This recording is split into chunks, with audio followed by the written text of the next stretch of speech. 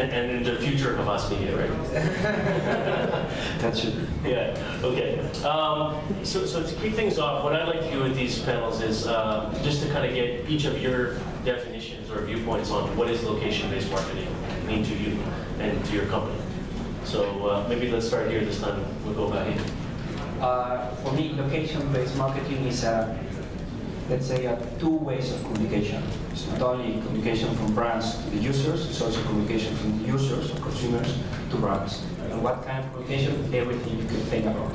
Okay? It's not only about coupons, everybody, when is thinking about local communication, mobile communication is focused on coupons. It's more about, you can do coupons, but you can also do insights, etc., etc. But it's important to really to have this relationship. I think that what mobile is changing is that instead of pushing device, we are in a really a personal device, so you really need to have this personal relationship with the world.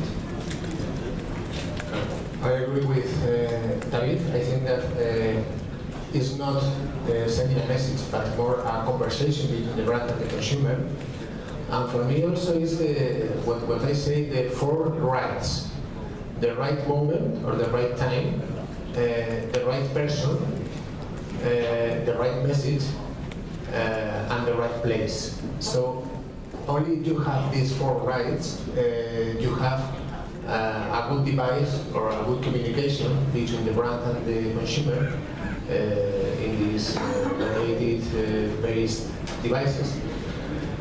Also, I think that is a change in the purchase funnel or in the consumer journey. Usually we have been taught that the purchase funnel was knowledge, consideration, preference, and election. But now, with this new SoLoMo and with this new location-based marketing, many new brands are entering just in the moment or just previously to the moment that you are making your election and your decision. And they are truly new brands. I mean, they are brands that you even not know anything about them. You have to consider them in the moment of the purchase. And if you can think about something that you haven't thought before, maybe you can discover a new need because someone has emerged this need in you. So it's a totally different purchase funnel that we knew before. For us, location-based marketing has a lot to do with the word persona that we listened this morning. And I would like to wake everyone up in the sense, is there any company here over 50 years that we work for? Any brand or company? Okay. That means that you have survived many waves, like my company has done in the past. And I think location and social and mobile is really a new wave that will move up and will change the way we do business. We as a consumer goods company need to have a personal dialogue individually with our consumers. So we have to adapt all our communication and way of doing business from a business to business way of doing all this communication towards a business to personal. And that is the challenge that we have to adapt our organization, our processes, and even our human resources. So, direct question to you then, José Luis. We were talking about this earlier, but in North America, we have lots of conversations with companies like Pepsi and Coca-Cola and people like this, P&G and so on. And historically, these brands don't have a direct connection to the consumer. They rely on the retailer or the restaurant chain or to somebody to communicate the brand message for them. But now, with SoLoMo and these technologies, you have that opportunity. And that means you have to change your whole strategy in terms of how you market to people, right? Absolutely. I love the example you gave about us. That is for sure when our agency Havas propose in the future those type of campaigns, those are the type of dialogues we want to have with them. Okay. I think that what you are saying is that all these consumer goods companies that always has relied in the retailers. I mean, they are truly marketing, because once you have the skin-to-skin relationship with the consumer, is when you are really doing the big job and the hard job. So this is a totally new opportunity, but most of these brands are not used to this new world. So for them it's totally different, for them it's totally new, and they have to learn about it. You are learning from these guys. Okay, so I talked earlier a little bit about push notifications, and we're seeing this as one of the big things, especially in North America. In app for sure, in SMS, in places like the UK and in Asia. Do you see this as a channel for you? Do you see push notifications kind of emerging in this market here in Spain? And what's your view on that? What's the best time to use that? I think that the push notification is critical. Critical on this good sense and bad sense. Yeah? I mean, really, we are talking about personal media. So what we think and what we do is that the users should have the power of selecting when they want to receive the notification. And why? It's because I mean, there are thousands of apps. We have notification from the different apps, and it's important that I deleted my WhatsApp last week because I'm really fat of having different groups with a lot of notifications every day. I mean, it was like after 10 hours working, I arrived home, I had 200 messages last week. It was really crazy on Friday. I mean, everybody was there here in Spain. Some companies work until 3 p.m. on Friday, so it was really busy. So for me, it's like, I don't want to be always connected for you. I really want to be connected when I want. Yeah? And I think that's the important point. For example, what we have done is we have developed a system where the user, we allow the user to select during weekdays and weekends when they want to get notified, with the timing they really want to get notified.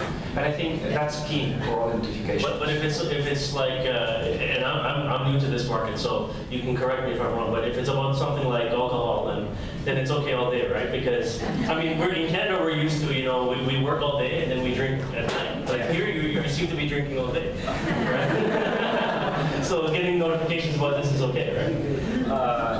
You mean about alcohol? I mean, it depends on. It's important to understand your customer. I mean, it's very important. It's true that we, before having this solution for our users, for example, we send a market research to them, asking them when they really want to get notified.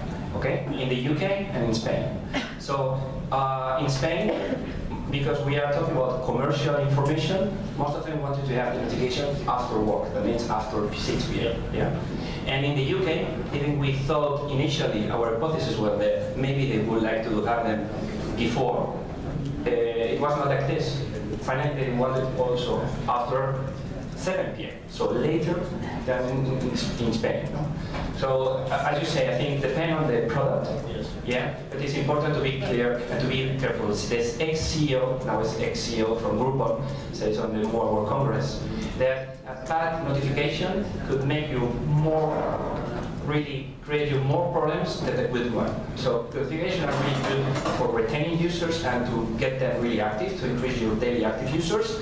But you could lose really a lot of users because it's not only about the notification, it's also about the message you're sending to them. Both things. Yeah. Any other comments? Yes, talking about push notifications, I think it's very difficult because I think it's a really risky weapon. I mean, it can be extremely useful, but can be extremely risky also. I think that it depends on the timeliness. I mean, if you are at the really adequate time, it's a good weapon, but it depends also, and this is very important, and I think that probably we are not that prepared yet about the profiling. I mean, the way in which we select the person we are addressing, and also of the relevance of the message. And we have to think about very deeply about this because what used to be a very relevant message for a brand is not relevant at all for the consumer many times. So we have to think like a consumer and not like a brand. For a brand, and 10% less price is a wonderful offer. For a consumer can be something without sense at all. So I think it's very important to think about this. Talking about this, about the relevancy of the message that we are sending, most of the push notifications are price cut, offers, price advantages, etc., etc. I think again that this is very risky. We used to use the location-based marketing basically to send offers and to say price advantages to the consumer. I think that we should work more seriously on improving the consumer experience. How can we do it? I don't know, but in each product and in each sector will be different. But this is very, very important. If not, we have the risk of having like a Grouponization. I mean, you know, the phenomenon Groupon, I think that is something that we have really to learn a lot about it, because I think that nobody is taking seriously Groupon nowadays. It's a pity, because it was a very good effort, but nowadays nobody is taking seriously Groupon, because they have bombarded us with so many offers that we are not taking seriously anymore. So this is something that can happen also with the push notifications. If we make a Grouponization on the push notifications, probably people is going to say, please don't continue talking with me.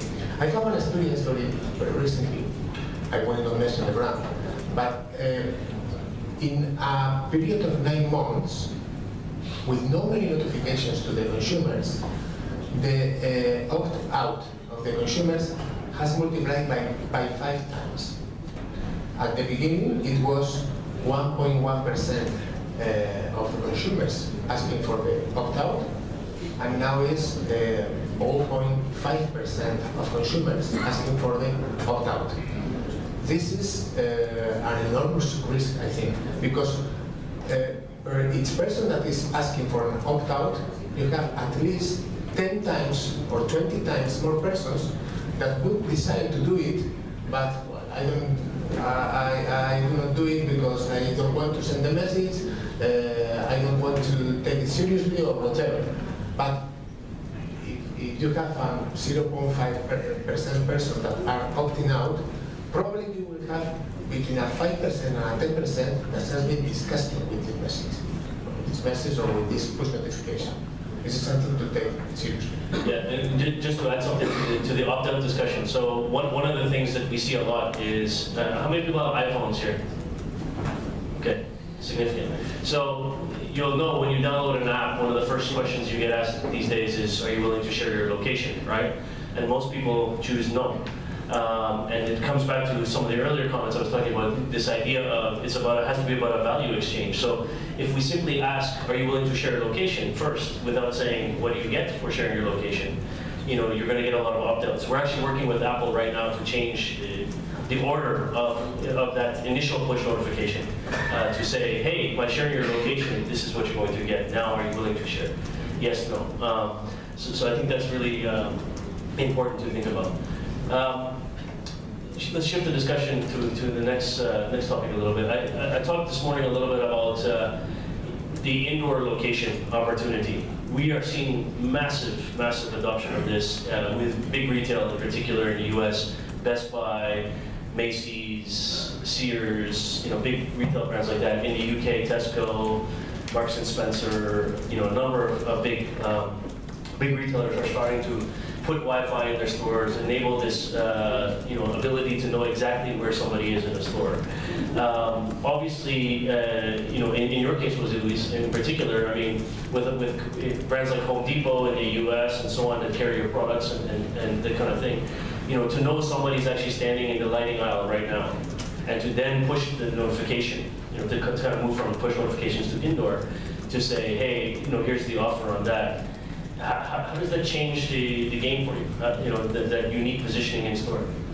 Unfortunately, retail in Spain has not taken any action at the moment, but we do expect that in the coming months they will start. We know in the most advanced industry, the fashion industry, they are already implementing I will not say the brand, but they are already implementing showrooming strategies. Like, for example, the main barrier to the checkout in the store, the physical checkout, is the payment. Yes. Some retailers are implementing new points of checking out and paying via mobile. That will be implemented in many other retailer types, and we as a brand need to support that, and we will. I would like to add to the previous point that the main key point is that we don't become a spammer. So the Groupon type of communication needs to be done by Groupon type of players, and the brands, we don't play that space. So the push communication should be really when we do add value. And we have a key example on this. We developed, part of the group is the Havas brand, the baby bottle company for babies, and we developed an app that really goes with the women through all the pregnancy period.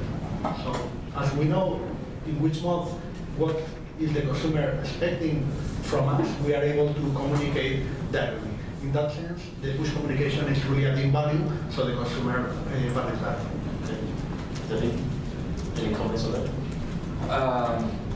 But we are coming back a little bit with the push notifications, no? Well, I think the indoor opportunity is really interesting. Yeah, I think the indoor opportunity is very interesting. I think the coupon redemption is a big issue still. I think there are quite a lot of tools to really change that, and there are a lot of people changing that. It's not only, it's important for brands not thinking only on themselves only, because there are other people like Nectar, etc. that are, if you use the Nectar app, you are able also to do this redemption with them. With us, for example, we reward in some ways the user if they are brand one, so we are able to manage also this coupon, and I think it's growing, and it's important not only that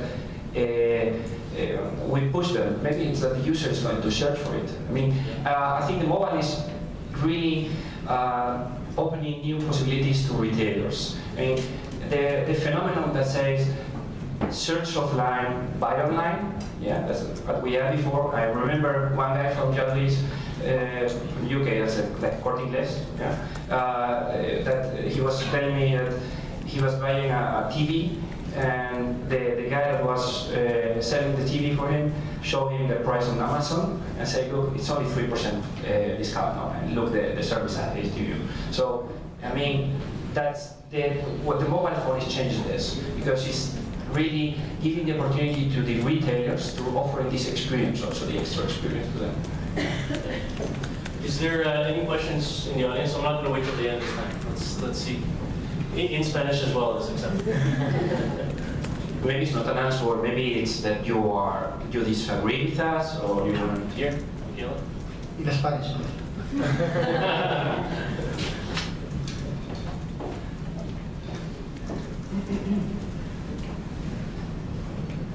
Thank you. Yeah, so you've been talking about push notifications and all this information that comes to us, and I think a big problem today is this overload of information that you talked also as well. Is there, do you think, a mechanism to actually listen to this overload, to know, you know, you've been sending me 5 push notifications and I'm actually not reading them, I'm not looking at them, and kind of automate that in a way that, you know, people that are not really listening to you, you stop flooding them with information. Yeah. I mean, you have, nowadays there are a lot of tools to measure this. I know how many notifications we launch every day, because we are launching a notification every day. I know the open ratio I have also. So I know how many users really use the tool or not. Yeah.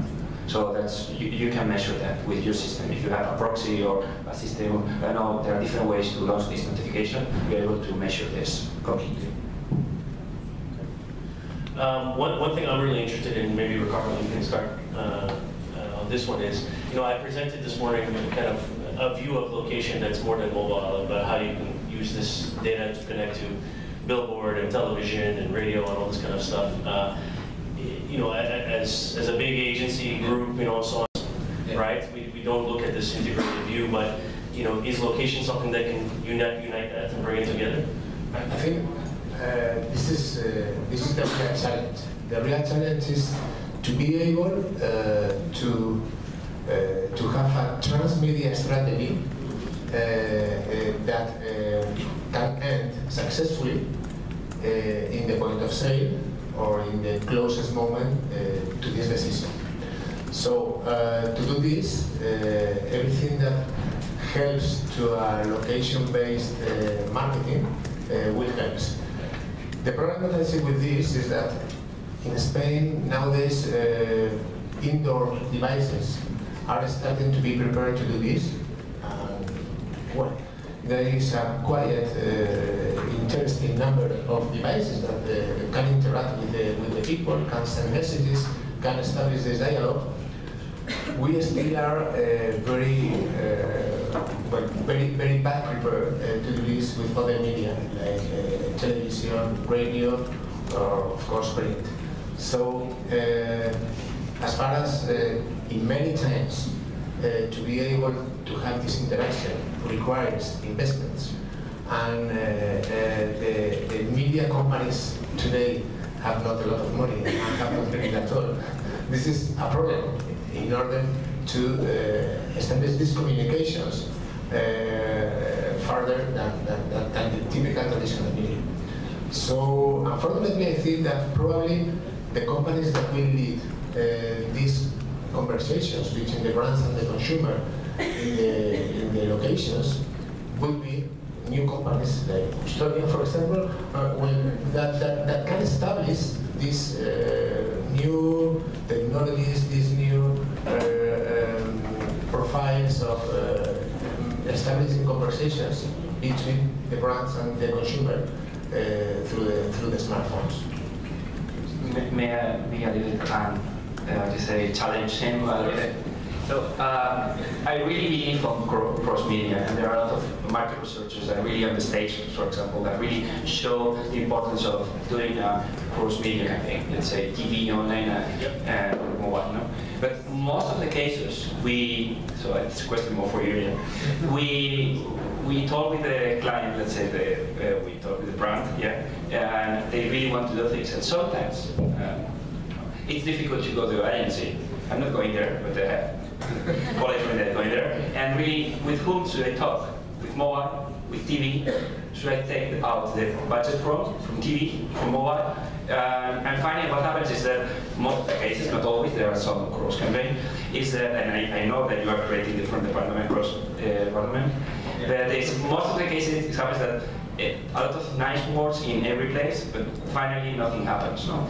And that's happening also in the UK. I mean, it's not something that is happening only here. I think it's also something happening to us in the UK. But obviously this requires, this is something that I think that has to change, well, is already changing and has to change in the very brief time, because if not, you are dead. It requires a totally different profile in the agency, in the media agency, and a totally different approach in the media agency. You have to think as a whole in the brand, and how the different media communications with the consumer is structured in the time, which is the role that has each one of the media, and how can you have a real path to, with the consumer in their journey from the knowledge of the brand to the election of the brand. And as I have said before, I would say that this is not cross-media, but transmedia. I mean, because you have to be able to jump from one media to another, but without losing what you have gained in the previous step. So it's a challenge and requires a new organization. But it's also about where's the money, right? At the end of the day, right? And we did a study last year with all the brands. So as I said at the beginning, we have about 650 company members, and 70% are brands or their agencies. And what we found was, we surveyed them last year, And we said, where is your media spend? And they said 76% of the total global ad dollar is going to traditional media, 24% is digital, and most of the digital spend is online. The mobile advertising piece is only about 6%. Okay? And it's growing a little bit. But so when we get all the vendors who are developing location-based whatever, be it Foursquare or Blipper or whoever, our advice to them is don't go and pitch the agency or the brand on trying to get a piece of the 6%, because you and 10,000 other companies are all fighting for a piece of the same 6%. What we tell them is, no, think about how you can use the data you're collecting off your mobile location platform and how you can connect it to some other media. So how you can take your Blipper and blip the billboard, or how you can take it and do something in television. Because if you can have that conversation with the brand or agency, then you can draw money from the 76% budget, which is a lot easier for brands and agencies to make that decision, right? Than trying to find it in 6%. Exactly. You have to convert the money that are gone. You have to convert the traditional media like television, indoor, in a location in a location-based device in order to get this money. So, for sure. Any more questions out here? We're still taking in Spanish as well. From our side at Fish, we work like 90% of our business comes from agencies. So I guess this is for you, Ricardo. And we know that agencies are really good advocates of what we're doing in our sense, but the brand seems to be the barrier. You know, when the new technology hits the brand, usually that's where things get stuck. And maybe since Phillips is here and we can help me out, what do you think agencies should do to actually educate the brand to use smart technology or better technology and not focus all those dollars, like you say, on traditional advertising it's not segmented, it's just a TV ad for a bunch of people. So we see that barrier that agency wants to sell our products, but when it gets to the brands sometimes don't want to risk using new technology. But I think that this requires a deep education of the brands and of the people in the brands, talking with them probably in the only language that they really understand, which is results. I mean, results.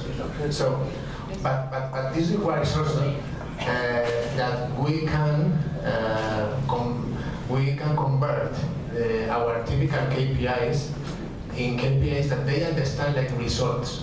So if you are talking of visits to an automotive dealer, or you are talking of visits to a retailer, or phone calls to a service or whatever, they will understand much better what we are dealing with. And they will understand much better when you are talking about big data, when you are talking about analytics and all these things. So I think that is an education work, which is very hard sometimes, and requires also that we forget about our typical KPIs and our typical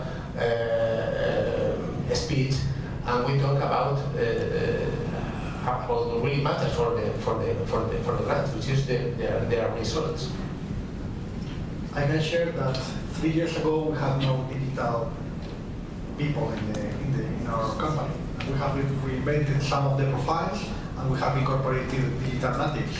At the moment, we have in most of the departments always a digital native or a digital immigrant with all the papers and everything. And I have one comment on that too. We actually see the opposite, at least in the US market. We're actually seeing the brands, at least the innovative ones, actually moving ahead of their agency and telling their agency what to do. In some cases, for example, we just ran a program, the association ran a program with Mondelez, which is the new name for Kraft, where we put an open call to the startup community that are our member base, and we had 186 companies apply. It was all completely funded by Mondelez, and they applied for a chance to do pilot projects with 10 different craft brands. And 186 companies later, and here we are. We picked 10 companies, and we've done the same thing. Pepsi has the Pepsi 10. I mean, you're seeing the brands jump out with the support of their agencies, but sometimes they can't wait for the agency, because the agencies you know, usually they win the account and then they don't want to shake the boat too much to lose the account, right? So they don't take too much risk, right? So sometimes the brand has to move ahead. And it's true. Any more questions? I have more of your experience than those ones in most of the cases. Yeah. And I think an important barrier also for coming back to the local business is also volume. Yes. And I think it's very important. Yeah, because nowadays you can launch a banners campaign with geolocalization, but most of if they are here, you know that already. It's very difficult to arrive to the volume because you have to take really a lot of different publishers to arrive to it. No, so I think it's important to balance also like branding campaigns with local and really focus on the different places you really want to get. Any more questions out here? No? Okay, I'm going to ask one more question then. So this one I didn't prepare you for, but I think you can handle it. So, so one of the things that we see a lot is we see brands investing heavily in, at least in the last few years, in social media, building their following on Twitter and Facebook and so on and so forth. So, you know, you're a fashion brand, you're a retailer, whatever you are, and now you have, you know, 200, 300, 1 million people who like you on Facebook or Twitter. That's great. The question I have is, okay, so how do you monetize, you know, this fan base, these self-proclaimed advocates of your brand? And you know, for us, what we like to say is, you know, location-based marketing is really to say, you know, and to look at that connection between what you're doing in social media and location-based marketing. So one says, I'm here, the location piece, and the other one says, I'm listening to you being here, right? So, you know, where's the connection between those things for you, and how you see that working with brands that you work with and so on? Because for me, if I'm a retailer and I have 1 million people who like me, do I know where those 1 million people are right now and how I can move them into my store? Probably not in most cases, right? Well, I think that this is the key thing. I have to say that I'm not very sure that it's wonderful to have 1 million followers or 1 million likes in Facebook. It depends on these likes, and it depends on the number of interactions that you have. Probably sometimes it's even better having 100,000 than 1 million. If you can have conversations within 100,000 instead of have really likes that will forget about you just afterwards.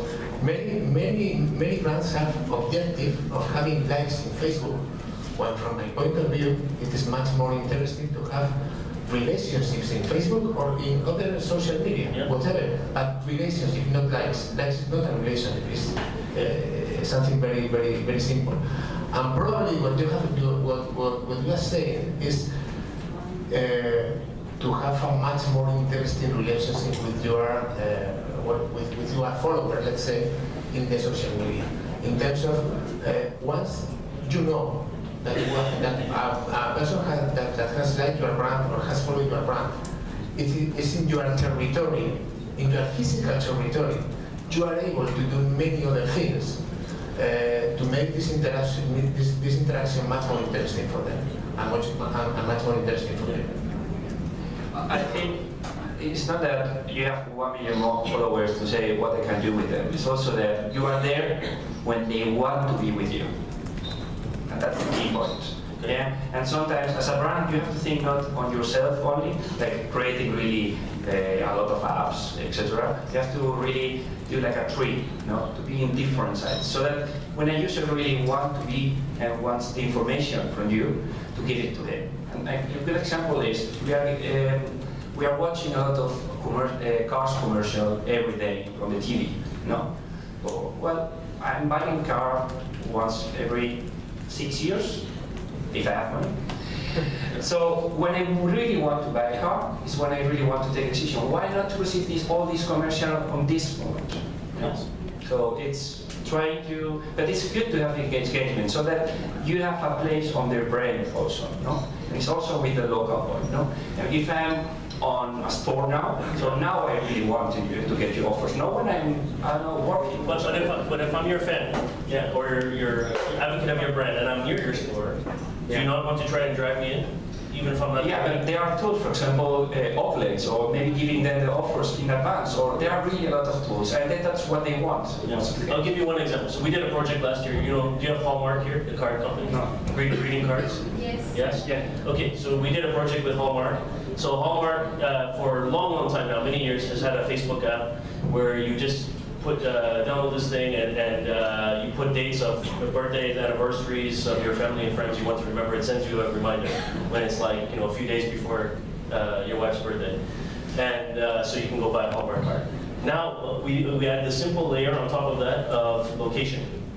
So now you get the notification that says it's your wife's birthday this weekend, don't forget to buy the Hallmark card. And here's directions on how to get to the closest pharmacia that sells our cards right now. I tell you, 60% increase in revenue directly attributed to that alone, right? Right? Absolutely. Because it's the right moment and the right product. Right. I mean, at the right time and the right place. Yeah, he said the four rights. Exactly, the right moment and the right message. Yes. Okay. So, I think we're out of time. Any last comments from you guys up here on the panel or a question? No? Okay. If you would then help me thank this panel. Thank you.